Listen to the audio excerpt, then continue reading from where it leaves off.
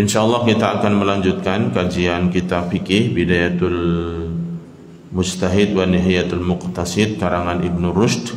Kita masih dalam pembahasan tentang bab salat, khususnya tentang perkara lupa dalam salat ya. Karena memang Bapak Ibu sekalian, lupa ini merupakan tabiat yang ada pada diri manusia ya. Tidak ada manusia yang tidak pernah lupa ya. Oleh karena itu dalam sebuah hadis ya disebutkan al-insanu mahalul khata' wan nisyan. Sesungguhnya manusia itu tempat salah dan lupa ya.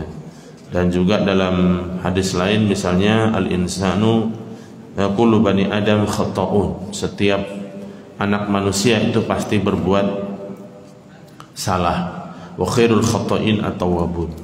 Dan sebaik-baik orang yang berbuat salah adalah mereka yang mau bertaubat ya. Begitu juga di dalam sholat ya, kadang kita manusia suka ada lupa ya, lupa dalam melakukan aktivitas atau kegiatan perkara di dalam sholat, baik itu lupa tentang bacaan yang harus dibaca ataupun lupa gerakan sholat, ada sesuatu yang ditinggalkan, atau misalnya lupa dengan jumlah rakaat sholat berapa yang sudah kita lakukan. Semuanya itu bisa saja terjadi pada diri manusia ya. Bahkan Rasulullah Shallallahu Alaihi Wasallam pun juga pernah terjadi lupa di dalam sholatnya. Meskipun ketika hal itu terjadi pada diri Rasulullah, di antara hikmahnya adalah supaya menjadi pelajaran bagi umatnya ya, kita bagaimana bersikap ketika kita sholat dan ada sesuatu yang kita lupakan ya. Baik hadirin sekalian, tentang terkait dengan masalah lupa dalam sholat ya, hukumnya, kemudian apa yang harus dilakukan ya, terkait sujud sahwi sudah kita bahas. Berikutnya adalah Bapak Ibu sekalian tentang al-ma'mum yashu wara al-imam, yaitu seorang makmum yang lupa di belakang imam ya. Namun sebelumnya Bapak sekalian, untuk pertemuan kali ini mohon maaf sekali ya, mungkin nanti sampai syuruk saja ya, sampai jam 5:30 barangkali.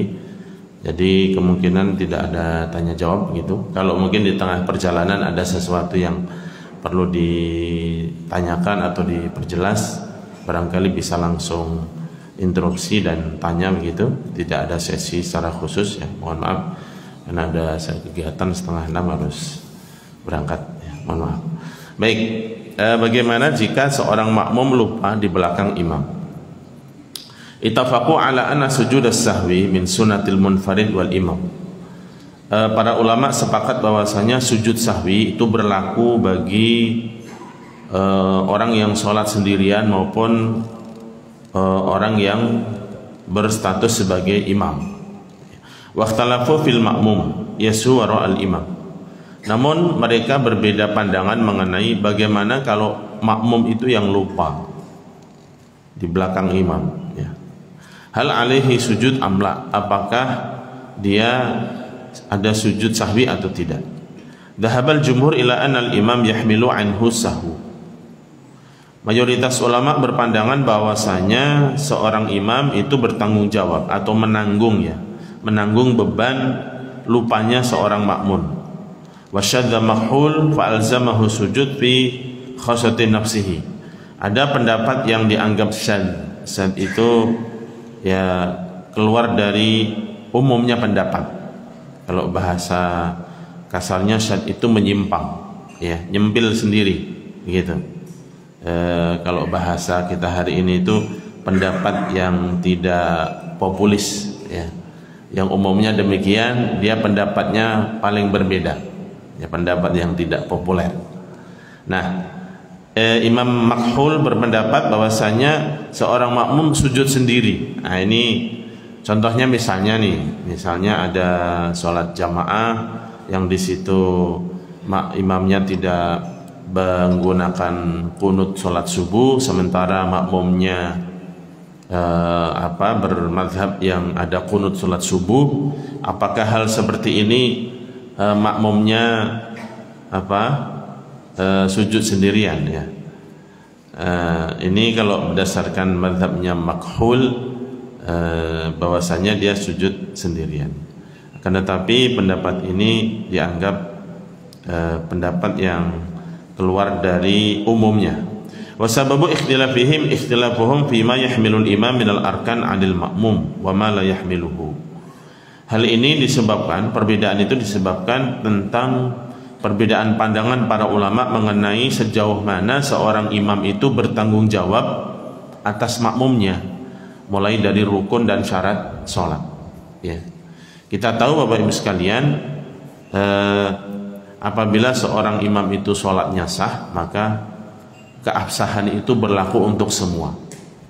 Akan tetapi apabila imam itu sholatnya ada tidak sahnya dan tidak diketahui oleh makmum, maka sejatinya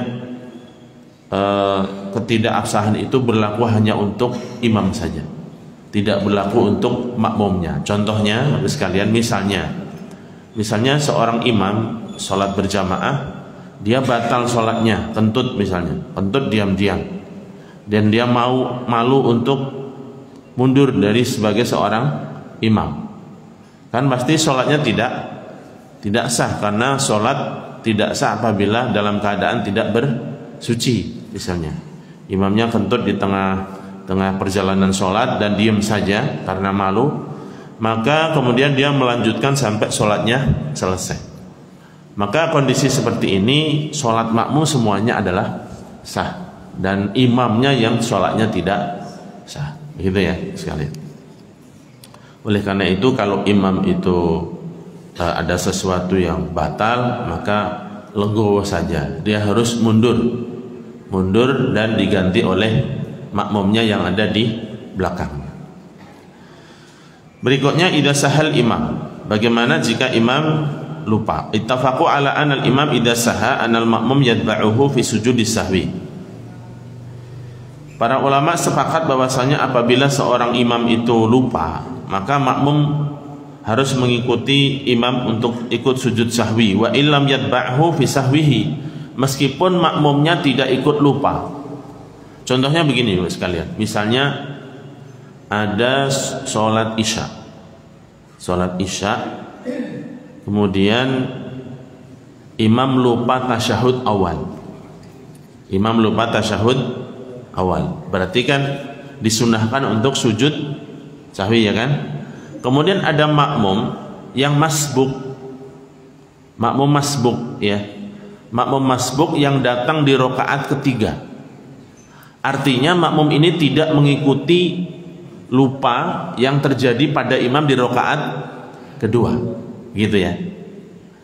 Namun ketika nanti imam sujud sahwi selesai tahiyat akhir, sementara makmum yang masbuk tadi kan masih punya 2 rakaat yang dia harus sempurnakan. Sekalipun makmum tidak ikut dalam lupanya imam, dia tetap diperintahkan untuk ikut sujud sahwi. Hal ini karena posisi makmum itu adalah mengikuti imam ya. Mata yasjudu al-masbuq idza kana ala imamihi sujud sahwi. Maka pertanyaannya adalah, kapankah sujudnya seorang makmum yang masbuk yang tadi seperti saya contohkan tadi ya. Imamnya lupa tasyahud awal, sementara ada makmum yang masbuk yang dia tidak ikut sama sekali kesalahan atau lupanya seorang imam. Apakah dia sujud sahwinya itu bersama dengan imam tadi, sementara dia masih punya tanggungan 2 rakaat lagi, ataukah nanti dia sujud sahwinya setelah di akhir dia selesai sholat 4 rakaat? Ikhtalafu mata yasjudul makmum ya, para ulama berbeda pandangan kapankah seorang makmum itu melakukan sujud sahwi idza fatahu ma'al imam ba'dus shalah, jika seorang imam ketinggalan ataupun terlupa bagian daripada sholat. Wa alal imam sujud sahwi, dan imam tersebut punya tanggungan untuk melakukan sujud sahwi. Ya, kita sudah bahas Bapak sekalian perkara-perkara dalam sholat yang menyebabkan seorang imam atau orang yang lupa sholat itu melakukan sujud sahwi. Ya, tidak semua lupa itu diganti dengan sujud sahwi. Kalau lupanya berupa bacaan, maka tidak melakukan sujud sahwi, tetapi ya dengan cara diingatkan. Ya, misalnya seorang imam lupa bacaan surat, ya selesai Al-Fatihah membaca surat tertentu, kemudian lupa sebagian ayatnya, ya, maka lupanya imam seperti ini tidak diganti dengan sujud sahwi, melainkan makmumnya yang mengingatkan bacaannya, ya, kalau makmumnya ingat, ya kan. Adapun yang diganti dengan sujud sahwi itu adalah sunnatul hay'ah, ya, yang gerakan seperti tasyahud awal dan yang lainnya. Begitu pula apabila seorang imam lupa rukun sholat, maka bukan diganti dengan tidak cukup dengan diganti dengan sujud sahwi, harus dilengkapi rukun tersebut. Misalnya seorang sholat, imam lupa tentang sholatnya masih, misalnya sholat asar baru dia lakukan 3 rakaat, sudah salam, maka masih ada satu rukun yang dia ketinggalan, yaitu salah satu rakaat, maka dia harus menyempurnakan, melengkapi 1 rakaat tersebut. Tidak cukup dengan hanya sujud sahwi, gitu ya sekalian. Nah, ini apabila seorang imam tersebut lupa dan makmumnya tidak ikut dalam lupanya imam, kapankah makmum tersebut harus sujud sahwi, ya, ataupun diperintahkan sujud sahwinya itu kapan?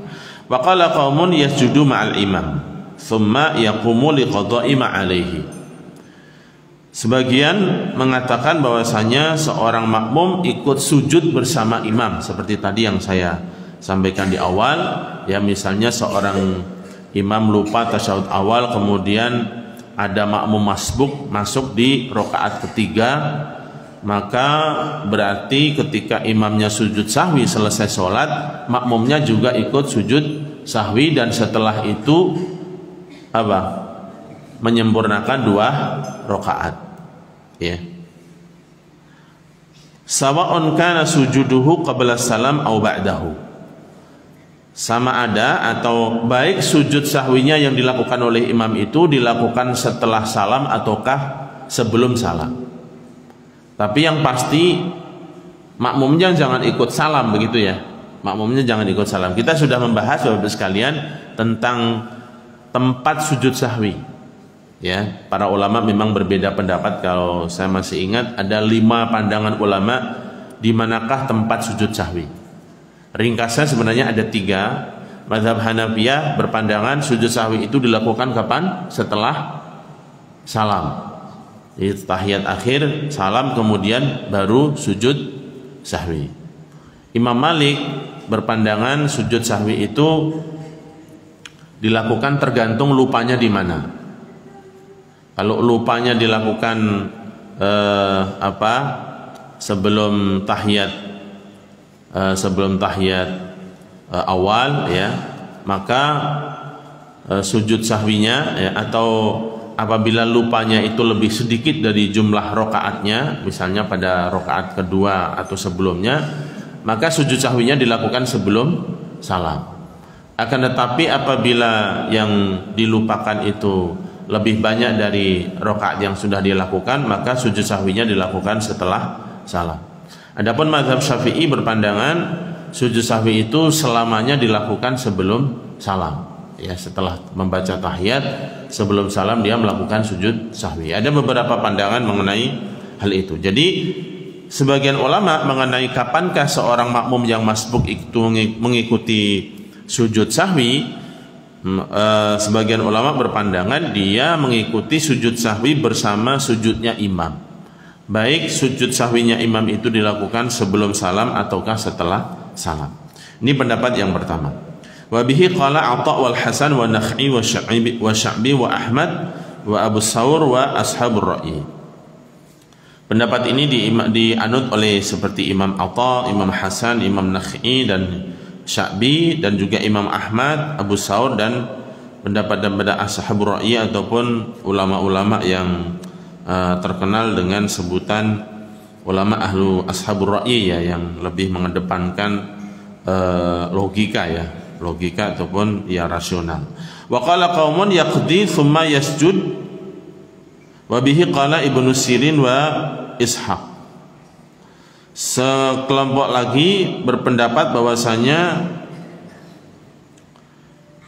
tata cara makmum mengikuti sujud sahwi adalah dengan menyempurnakan dulu, ya, mengqadha kekurangannya terlebih dahulu baru kemudian sujud sahwi.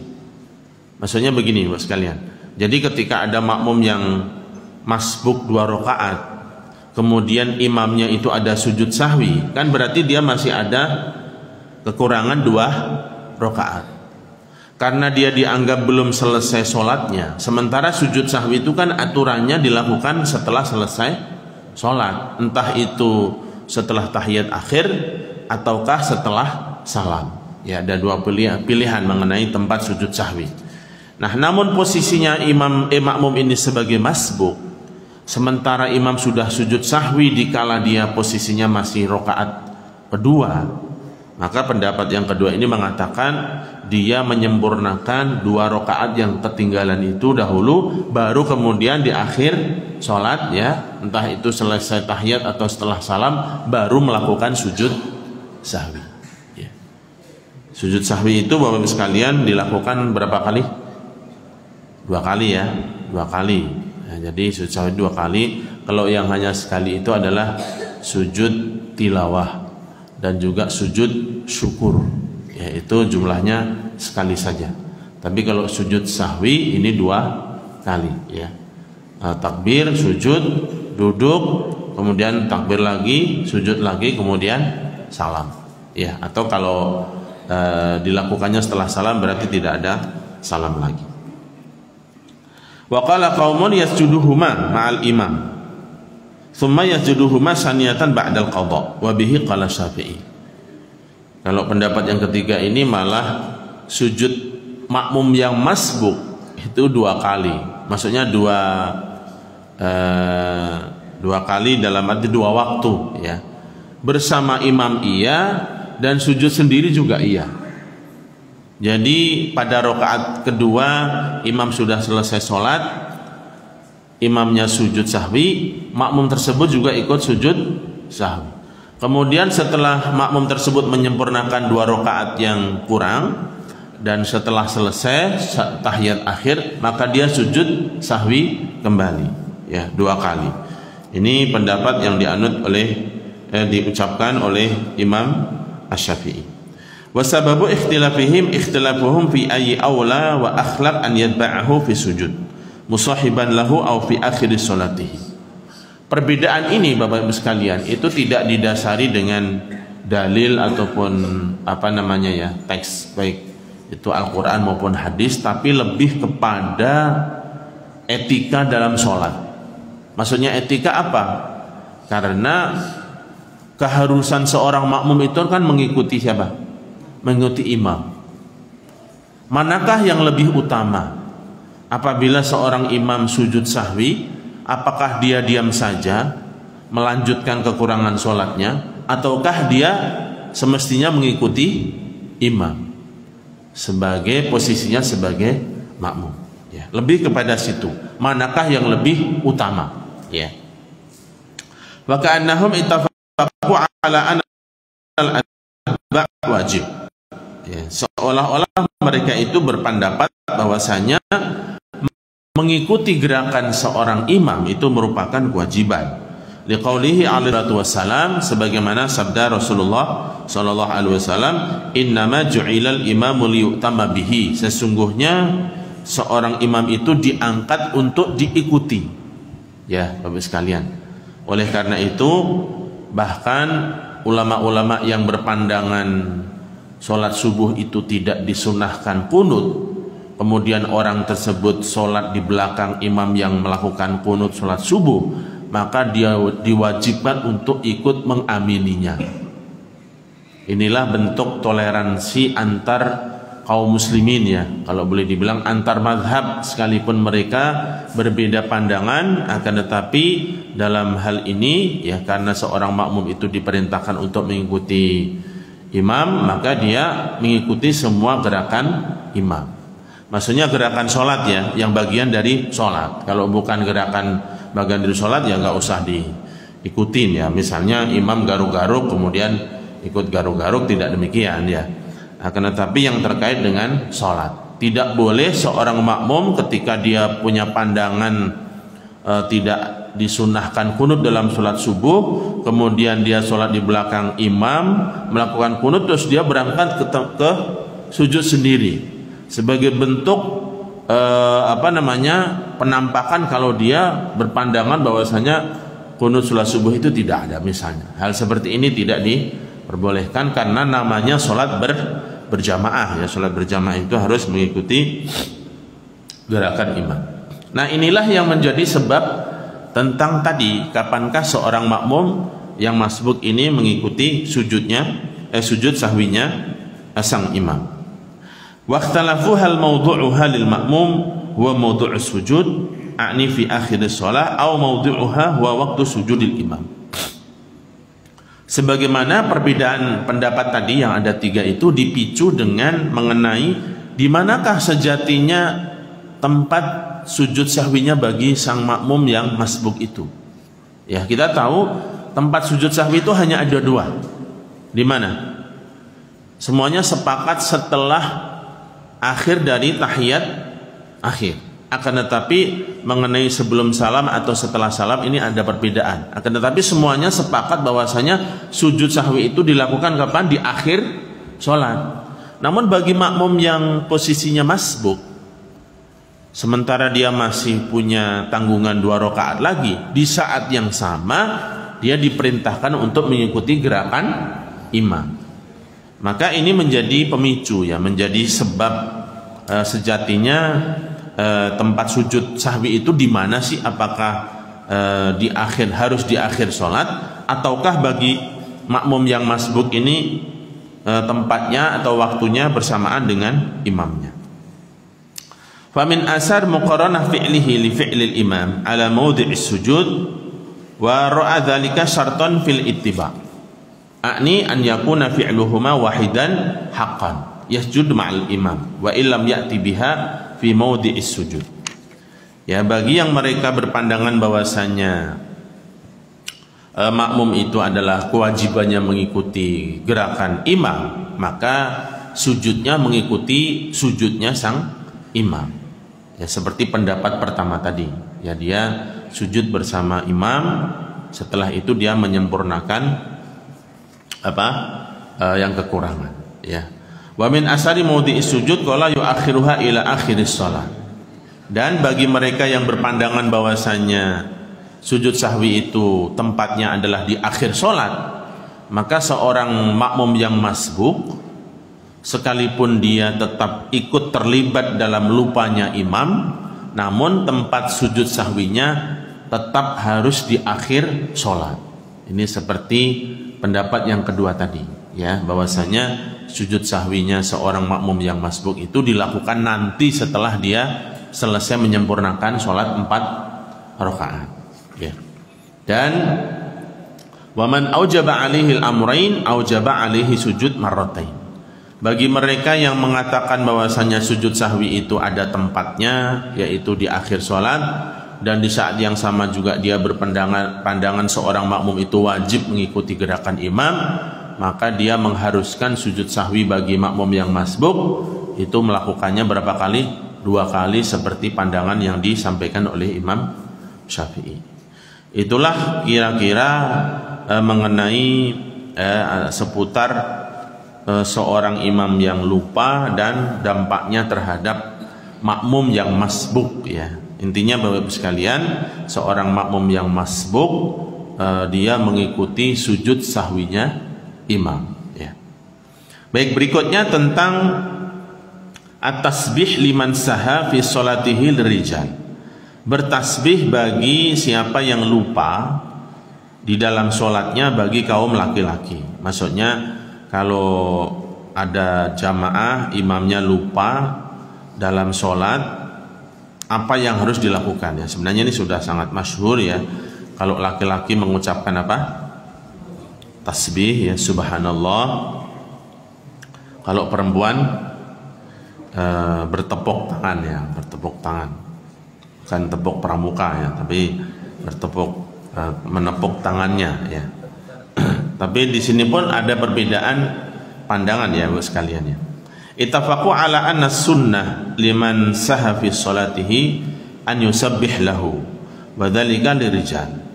Para ulama sepakat bahwasanya yang disunnahkan adalah bagi seorang yang lupa dalam sholatnya untuk bertasbih. Diingatkan dengan cara bertasbih bagi kaum laki-laki. Lima sabata alaihi salatu wassalam, sebagaimana terdapat sebuah hadis Nabi Muhammad sallallahu alaihi wasallam bersabda, "Mali arakum aksartum minat tasfiq.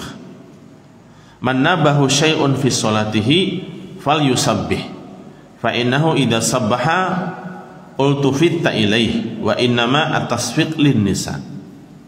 Jadi kalau saya memahami hadis ini Bapak-Ibu sekalian, sebelumnya para sahabat ini ketika mengingatkan imam yang lupa itu dengan cara menepukkan tangan sebagai isyarat kalau imamnya itu sedang lupa, ada hal yang dilupakan.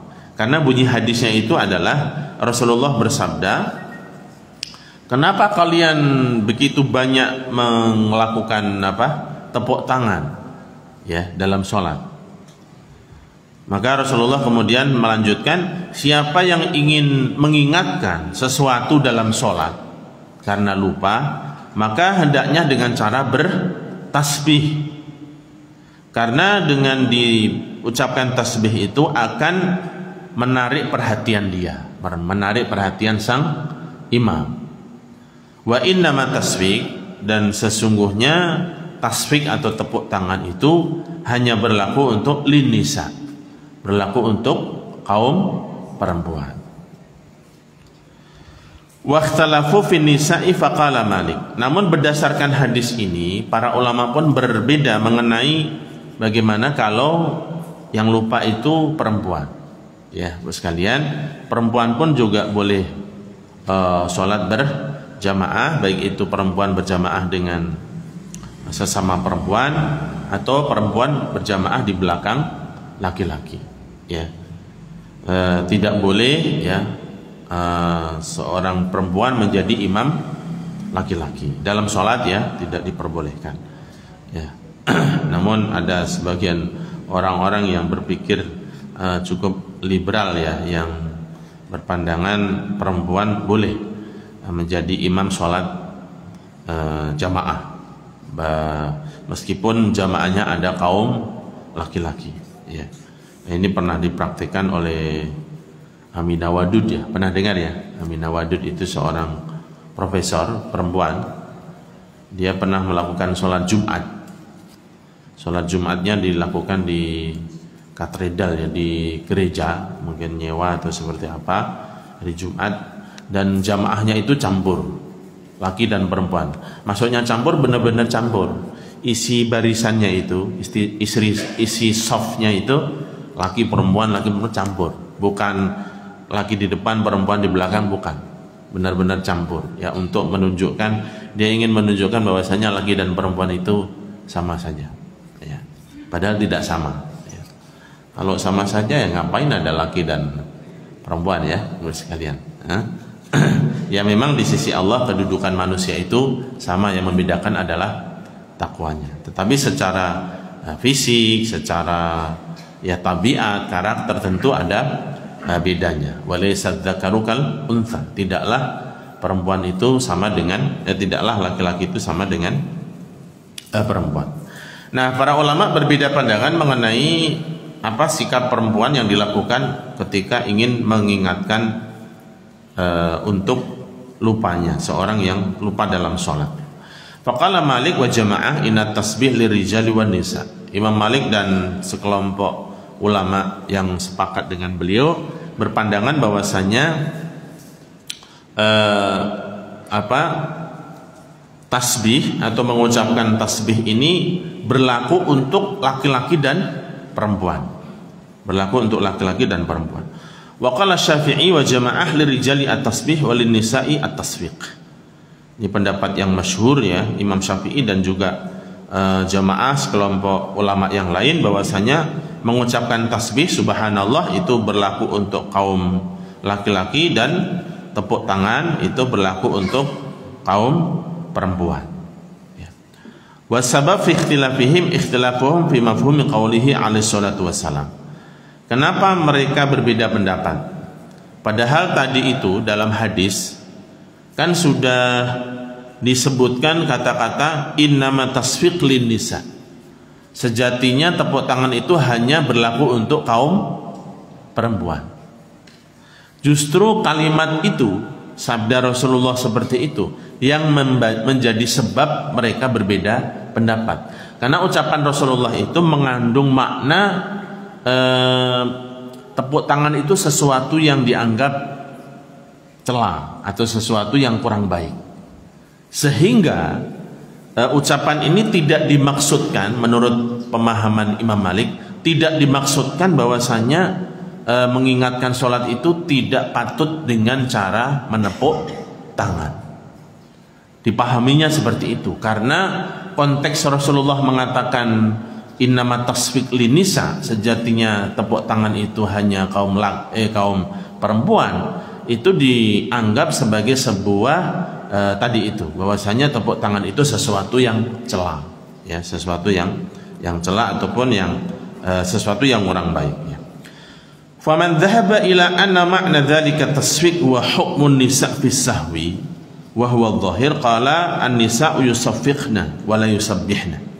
Bagi yang memahami hadis tersebut bahwasanya tepuk tangan itu merupakan hukum yang berlaku bagi perempuan ketika lupa, maka hal ini hanya berlaku bagi perempuan ketika lupa. Tata cara mengingatkannya adalah dengan cara bertepuk tangan. Wa man fahima min dzalika adzam litasfiq. Namun bagi yang memahami bahwasanya ucapan Rasulullah itu sebagai sebuah celaan terhadap tindakan yang disebut dengan tepuk tangan, maka hari ini Bapak sekalian, itu sebagian ulama ya, ada yang mengharamkan tepuk tangan. Ya, tepuk tangan itu ada yang dihukumi haram. Hanya di beberapa ya, termasuk ya di Indonesia ya, sebagian kelompok kaum muslimin yang mengikuti pandangan dilarangnya tepuk tangan. Maka ketika dalam satu pertemuan, forum, majelis ya, ada sesuatu yang heboh dan apa, tidak ada tepuk tangan. Ya mungkin mereka bertasbih, bertakbir ya, ataupun mengucapkan, intinya mengagungkan Allah Subhanahu wa taala. Tidak ada tepuk tangan. Waktu seingat saya, waktu saya di Saudi itu juga tidak ada tepuk tangan karena dilarang ya.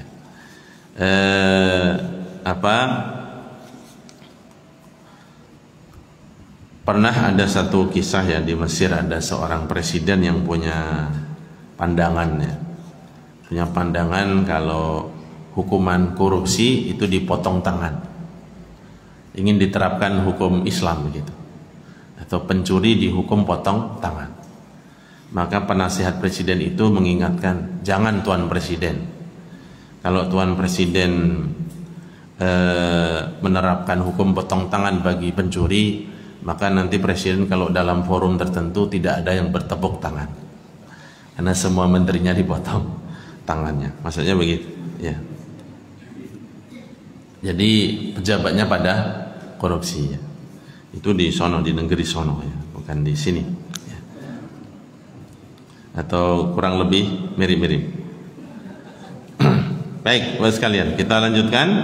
Jadi perbedaan tersebut didasari kepada memahami hadis. Ya, memahami hadis.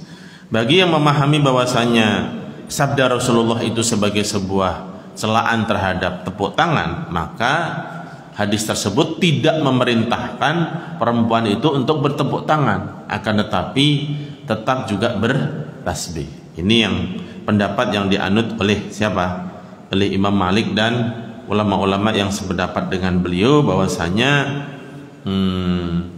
apabila lupa dalam sholat, keharusan atau sikap yang diperintahkan adalah dengan mengucapkan tasbih, baik kaum laki-laki maupun kaum perempuan. Ya. Berikutnya Bapak sekalian, sujudus sahwi li maudhi'is syak. Sujud sahwi disebabkan karena ada satu keraguan. Kalau tadi lupa ya Bapak sekalian, benar-benar dia sadar kalau dia itu lupa. Adapun yang sekarang itu kasusnya adalah ragu. Ya. Gimana?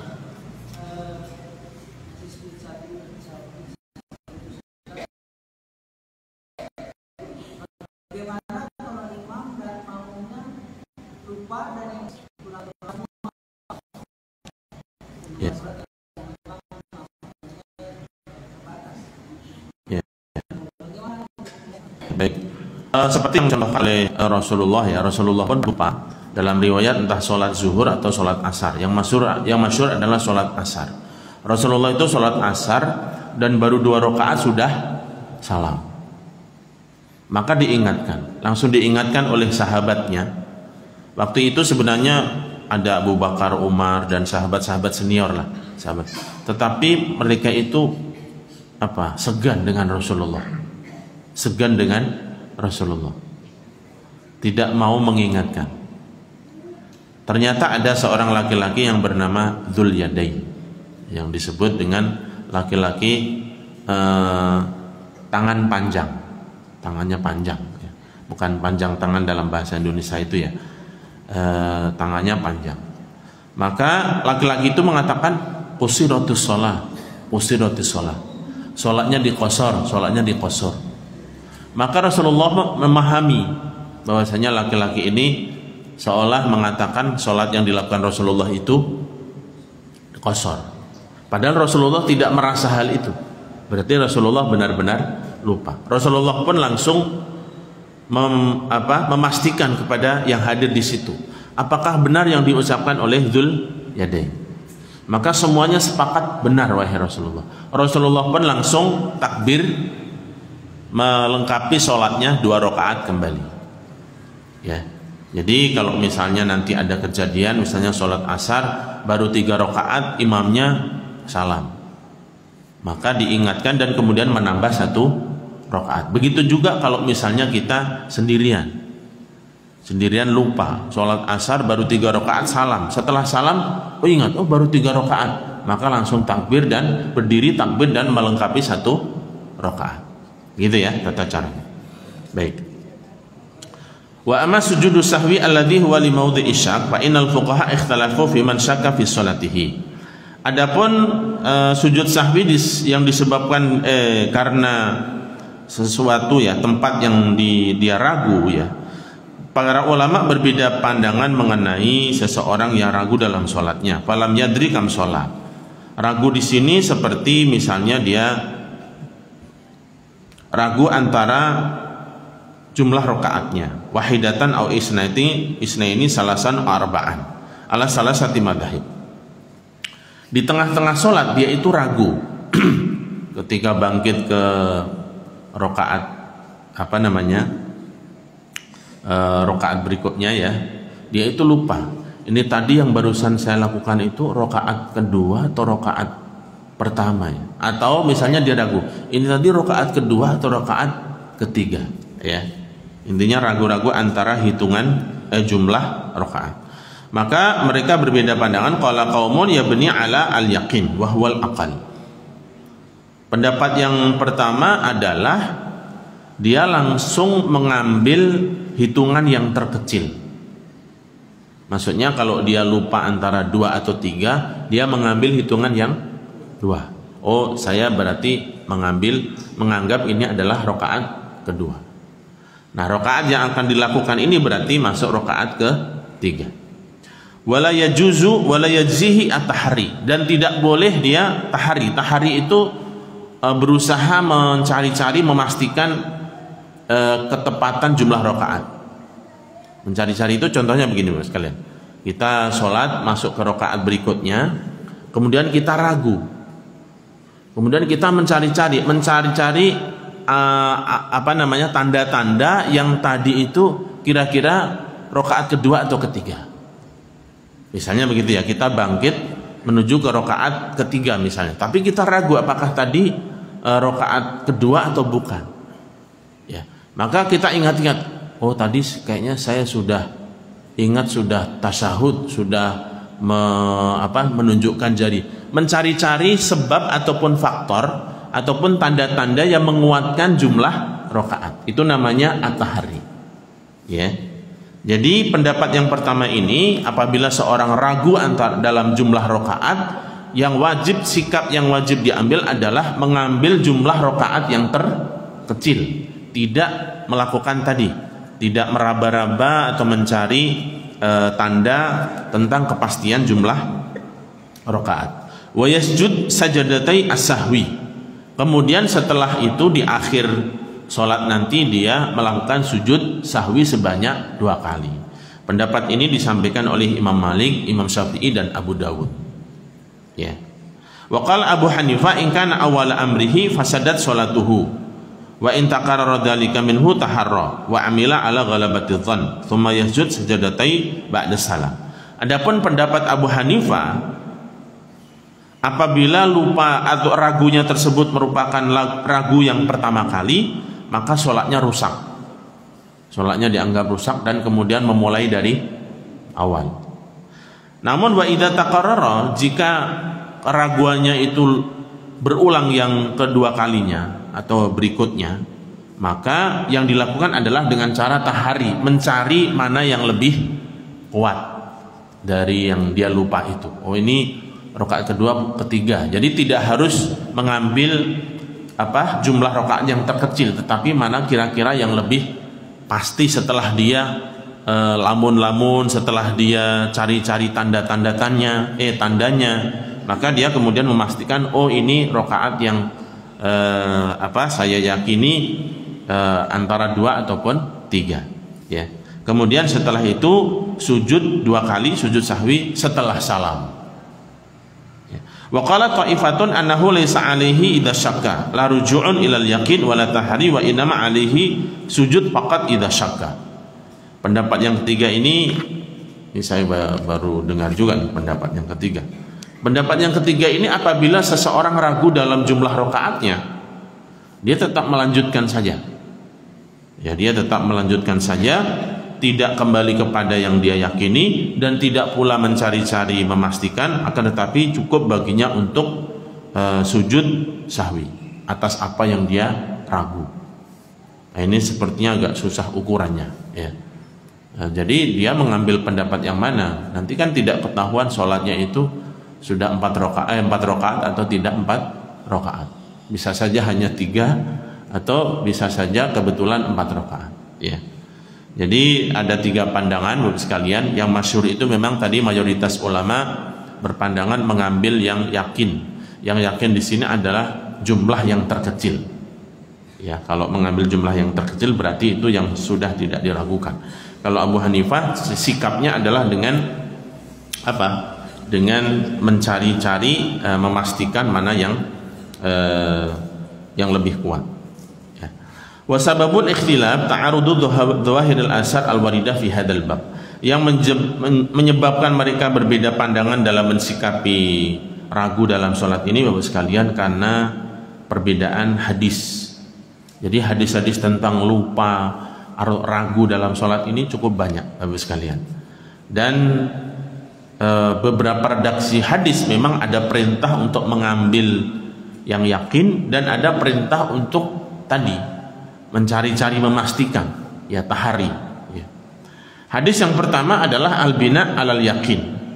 Hadis yang pertama ini, apabila seorang lupa atau ragu, maka dia mengambil mana yang dia yakin, yaitu jumlah yang terkecil. Hadis dari Abu Sa'id Al-Khudri berkata, Rasulullah sallallahu alaihi wasallam bersabda, "Idza syakka ahadukum fi sholatihi falam yadri kam shalah."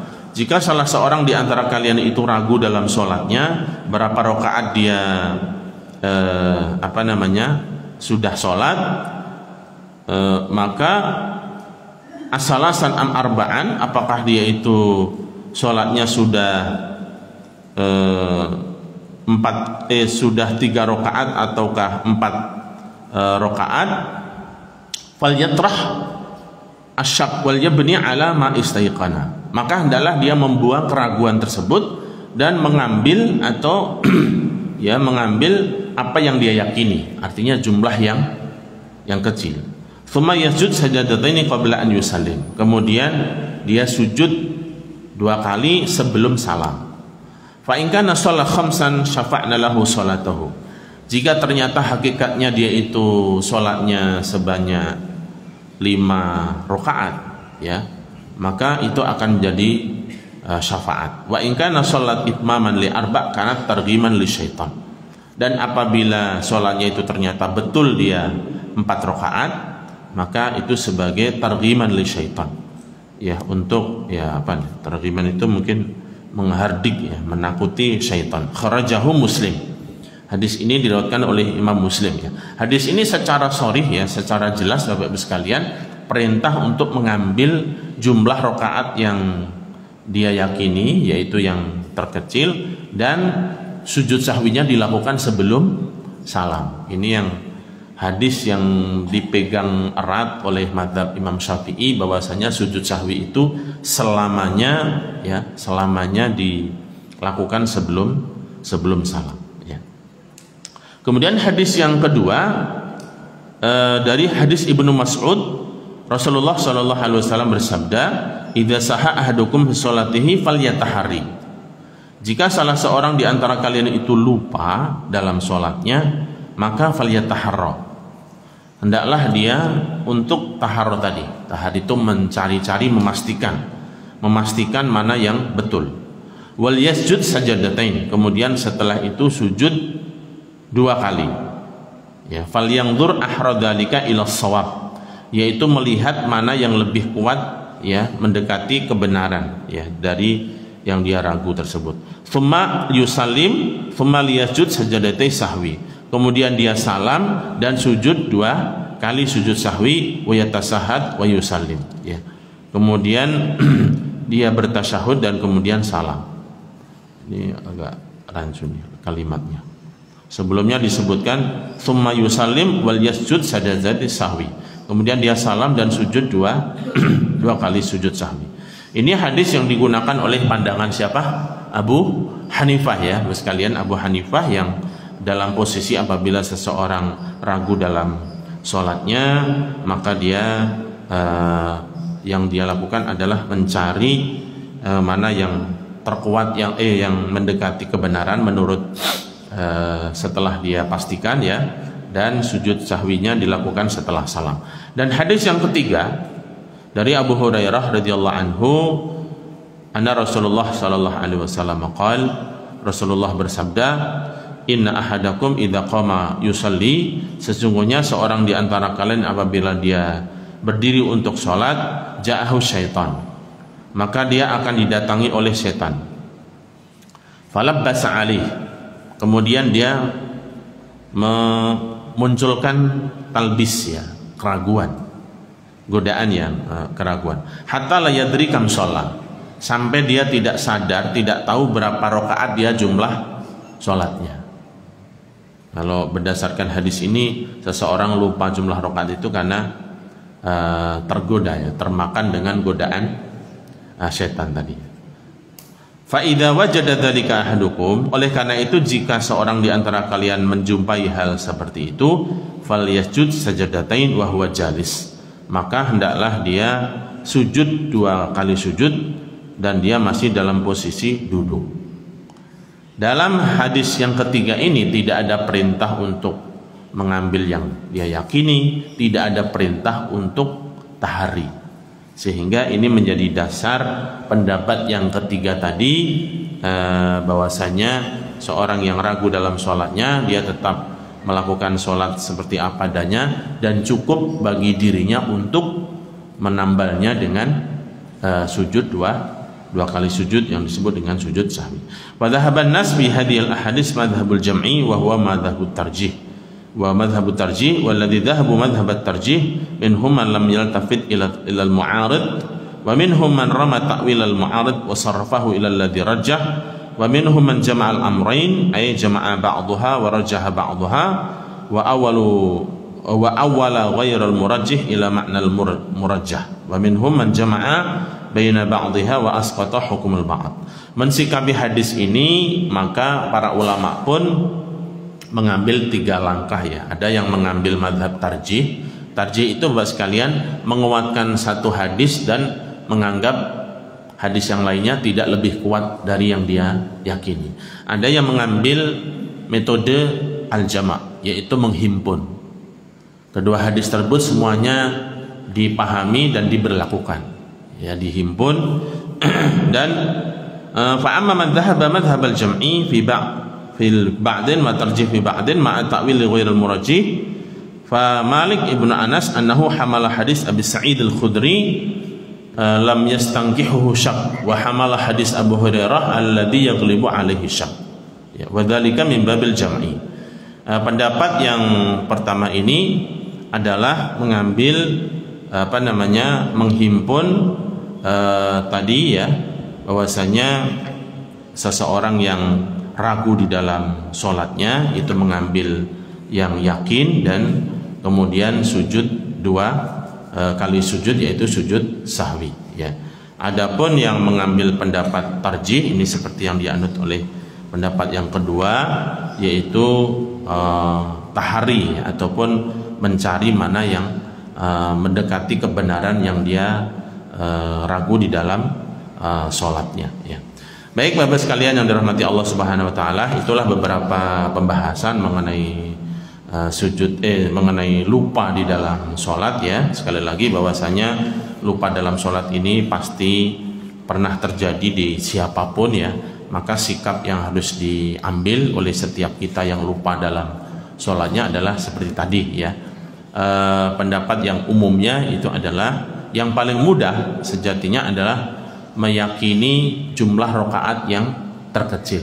Itu yang paling mudah ya, daripada mencari-cari mana yang kira-kira mendekati kebenaran. Karena itu pun mencari-cari mendekati kebenaran itu juga berdasarkan asumsi ya, perkiraan, mencari tanda-tanda dan seterusnya. Tapi bagaimanapun inilah pandangan para ulama yang sudah mereka jelaskan dan semuanya ada dalil dan hadis berdasarkan hadis yang disabdakan oleh Rasulullah Sallallahu Alaihi Wasallam.